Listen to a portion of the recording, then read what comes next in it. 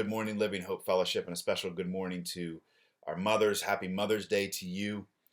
Although this is a very different Mother's Day, of course, where some of you are wishing you could be with those who made you mothers, wish you could be around your family, your children, and perhaps can't because of the pandemic we are in and all the restrictions. But we hope you feel appreciated and loved today. Some of you are on the other end of the spectrum and wish you weren't with your children as quite as much, and the mothering responsibilities weren't quite so present as they have been. But we hope today is a day you feel loved, appreciated, and valued. We appreciate you. I was not planning on recording anything for today. Me and Larry were supposed to be at a pastor's conference this past week out in Cleveland. Of course, that did not happen, and I spent this week working on some other things and just didn't feel as prepared as I would like to coming towards the weekend. And I was just going to point you to a few other streams, live streams of other churches, and I still might do that. By the time you're receiving this, you'll know whether I did that or not. But yesterday afternoon, I had an experience that served sort of as a spiritual illustration for me, and I tried to just take that and keep it for myself and not feel the obligation to share it, because I really didn't want to come into the office today and record anything. But as yesterday went on and this morning, I just felt like I needed to share it. It's not going to come out as polished perhaps or thought through as I would like, and that's part of the reason I'm in here in my office rather than behind a lectern or behind a music stand or pulpit or anything. I just wanted this to feel like us just sitting down and having an honest conversation, really. But the illustration came yesterday as I was filling my outdoor unit and getting my outdoor wood burning unit lit for the weather for this weekend. We have two sources of heat in our house. One is our heat pump. The other, though, that we use most often during the winter is an outdoor unit where we put wood into this unit and the wood burns, and the heat from that wood heats up water that's in there, and then that water runs through pipes into our house, and that runs through our baseboards, and that provides heat. And that's what we typically use, but the last few weeks, with how warm it's been, we decided just to not worry about that and run the heat pump when we needed a little heat in the house. But again, looking ahead to the weather for this weekend, I realized it would probably be worth it to light that thing again. So I spent some time Friday afternoon cleaning out all of the ashes from the unit and then gathering some logs from the back of our property that I had cut up earlier. And I grabbed some newspaper from inside the house and a lighter. And then I also grabbed some straw that our neighbor uses our landlord uses for his goats, and didn't have any kindling, so I was going to use that to try to get the fire started. So I put the paper inside of the unit, then I put the straw on top of the paper, and then I threw some logs on top of the straw and lit the paper on fire in hopes to start a fire. Excuse me. And as you can imagine, the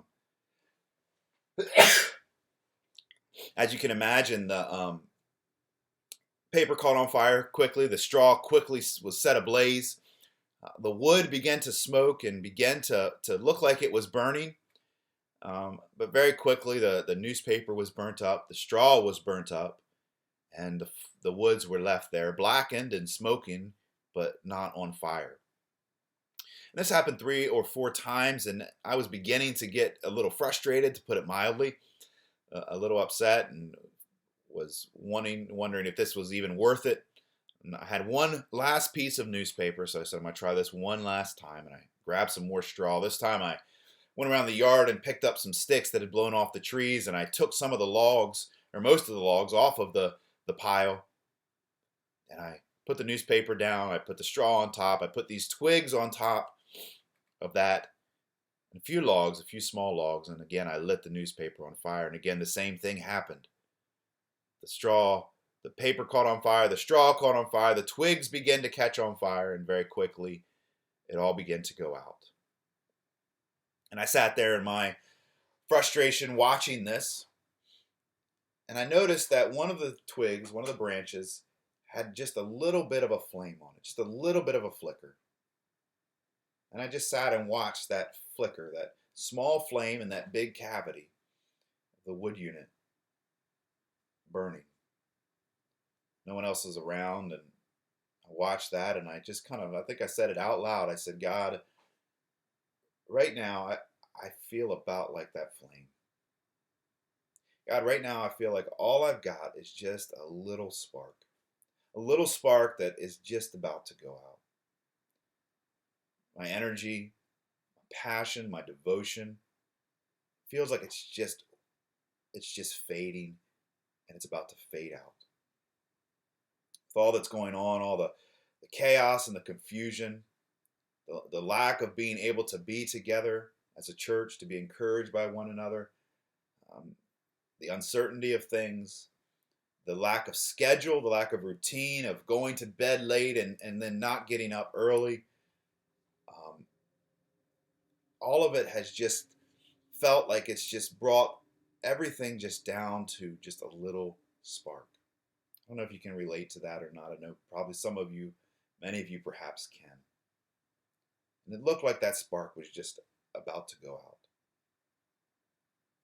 But the way these wood burning units work, and the way that they keep the fire going but yet not allow the water ever to get to a boiling point, is that at the bottom of the trough, at the bottom of this unit, there's a vent. And when the flames need to be reignited, when the flames need when the fire needs to heat up, a switch kicks on, and it's operated by a temperature gauge for the water. So a switch kicks on, and it begins to blow air on the smoldering ashes and the smoldering coals that are in that unit. And I watched that flame as that steady stream of air began to blow on it. And it took a long time. I watched it for probably 10 to 15 minutes at least. And that flame, though it looked like it was just about to go out, it continued to just flicker.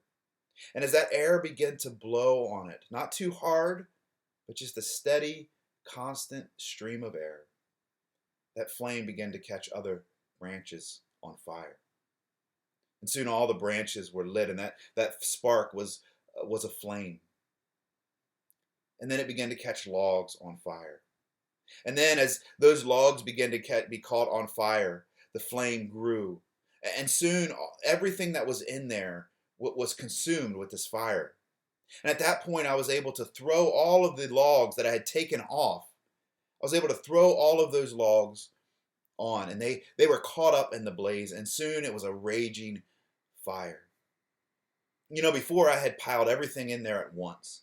I had put the heavy logs on top of the straw and on top of the newspaper, hoping to catch it all on fire. But you know, those logs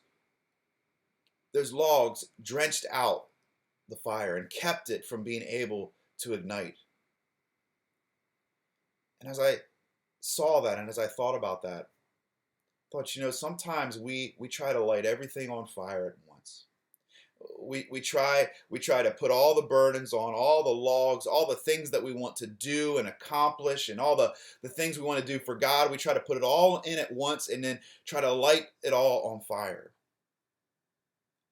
But what we need to do before we add the logs is that we ourselves need to be lit on fire. Before we can do anything, we ourselves need to be ablaze.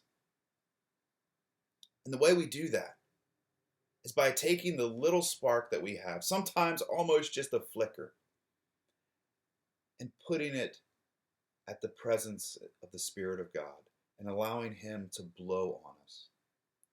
By coming to His Word and saying, God, I don't have much, but would you just blow would you just blow the air of your Spirit through me and on me?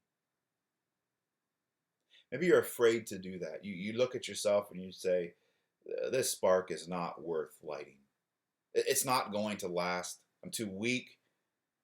I've made too many bad decisions. I've got too much sin. Why would I come and bring this before God? He's not gonna blow a steady stream on me. He's not gonna blow lightly and set me ablaze. He's gonna blow me out. One of the verses that has been on my mind this week is a verse from Isaiah chapter 42. In Isaiah 42, it's looking ahead to the servant, which we know is Jesus, who would come. Starting in verse 1 of Isaiah 42, it says, "Behold my servant, whom I uphold, my chosen, in whom my soul delights. I have put my spirit upon him. He will bring forth justice to the nations. He will not cry aloud or lift up his voice or make it heard in the street.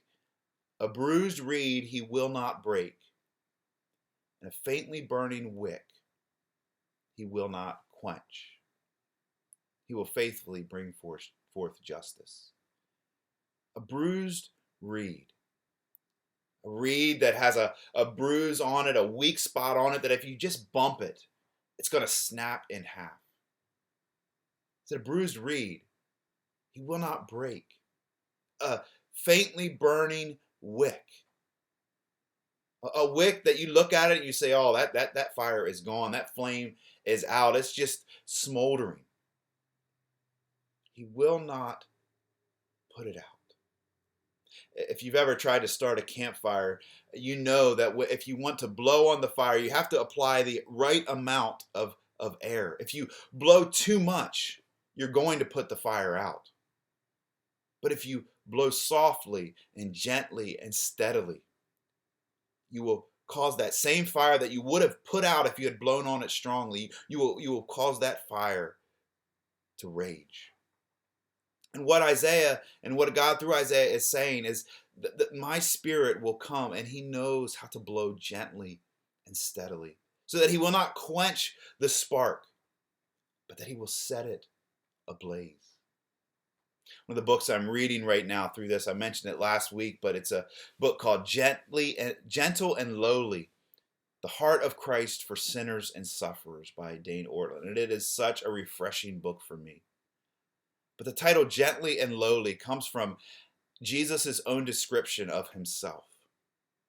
You know, there's many times where we find Jesus described, but there's one place in the Gospels where Jesus describes himself, and he describes his heart. Now in the Bible, when we use the word heart, when it uses the word heart, it's not referring to the organ of our body that pumps blood through the rest of our body. Neither is it talking merely about emotions or feelings the way we might talk about heart. But what heart is in the Bible is the very center of our being. In fact, it might be better translated as guts. The most inmost part of our being. And it refers not to merely our emotions, though it does, but it refers to our mind. It refers to our intellect. It refers to our will, our volition. It refers to the very thing that drives us, that animates us. And Jesus, when he described what animates him, what drives him, what controls his thinking, his desires, his feelings, listen to what he says. He says, "Take my yoke upon me, you, and learn from me, for I am gentle and lowly in heart." For I am gentle and lowly in heart. This is how Jesus describes himself. And because of that, he says, "Come to me." And you don't need to be afraid to come to me, because I am gentle and lowly in heart. You might hear that and you say, well, that's the Jesus of Nazareth. That's the Jesus that walked on earth for 30 years. But you know, in that statement, he uses this phrase, I am. I am. Now, we love it when Jesus uses that statement, I am, because I am the door, I am the bread of life, I am the shepherd. When we hear that, we know he's giving a clue to the Jewish readers to look back to the burning bush where God revealed himself as the I am. And we know that not only is Jesus saying who he is, what he's like as the shepherd, as the door, as the bread, but he is saying, I am God. I am Yahweh. And we look at that and we look back and we remember that Jesus is God. The God of Moses, he's the God who has always been. But you know, when we hear that I am statement, not only should we look back, but we should also look forward, because that is who he is still. He is gentle and lowly. It's not that he was gentle and lowly for a brief period of his time, but that is who Jesus is. The passage I was going to preach on if I would have preached this week was Revelation chapter 5. And in Revelation chapter 5, you know that passage. I referenced it a few weeks ago. But John gets a vision of the throne of God. And in Revelation 5, he sees a scroll in the palm of the one who is seated on the throne. And that scroll has writings on the inside and outside, and it's sealed with 7 seals. But as you read it, no one can open that scroll and discover what's in it, because no one is able, no one is worthy to open the scroll. And John begins to cry, and an elder comes to John. He says, John, don't cry, because there has been found one who is worthy, one who is able to open the scroll. And the elder says, he is the Lion of Judah, from the root of David. And that term is filled with all kinds of messianic significance. But what is so interesting about that is that as John turns to see this Lion of Judah, what does he see? He sees a lamb standing as though slain. And what I found so interesting is that throne of Jesus, both of those point to Jesus, that throne becomes the central figure, the central point of all of Revelation. Everything that happens after Revelation 4 and 5 happens from the throne of this lion and lamb. But you know, the only place that Jesus, who is seated on the throne, is described as a lion is in Revelation chapter 5. Everywhere else, he is described as a lamb. And why that's so significant, I think, is because if Jesus is a lion, yes, he conquers. Yes, he is mighty. Yes, he is king. And when we celebrate all those things, but coming to the throne of one who is like a lion is not a very inviting proposition. But yet the one who is seated on the throne, the one who, when we turn to look at him, the one who we see is the Lamb. The Lamb who came to take away the sins of the world. The Lamb who invited us to come to him. The Lamb who was slain for us. So when we turn and look to the throne, what we see is a reminder that the one who sits on the throne is the one who was slain for our sins. So no matter how weak and no matter how frail and no matter how sinful we may be, we look and remember that he came to take away our sins. And so he invites us to come to him in our sins and allow him to take them from us.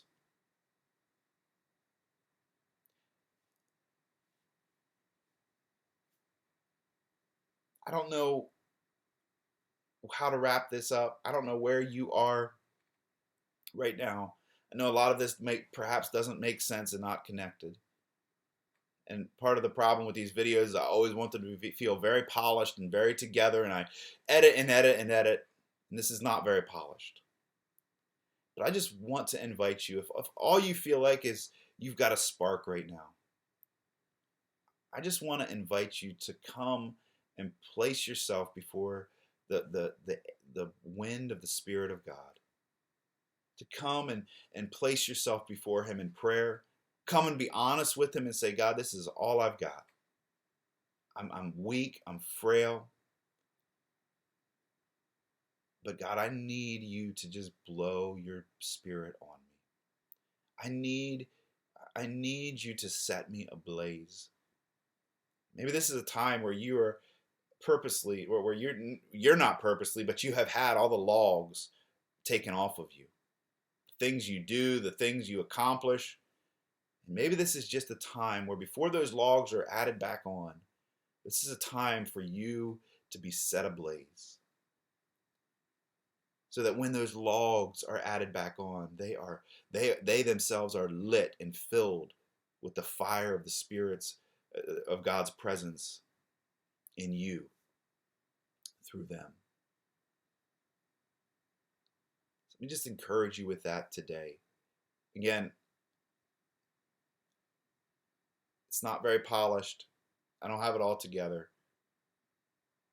but that's okay. And perhaps that is part of the illustration of all this. And I just hope that this is somehow an encouragement to you. These days are growing long, I know. We're all ready for them to be done. We're meeting as a council this week to start to plan for when they will be done, but we don't know when they will be done. And we'd ask for your wisdom as we meet. And but again, let's allow our meeting together. When we come together, we come not as those who have been snuffed out by all of this, but let us come together as those who are ablaze. And perhaps on the other side of this, we will find that God has used this time to spark an incredible revival because we use this time to draw closer to Him. So we're ready for the work that He has for us on the other side.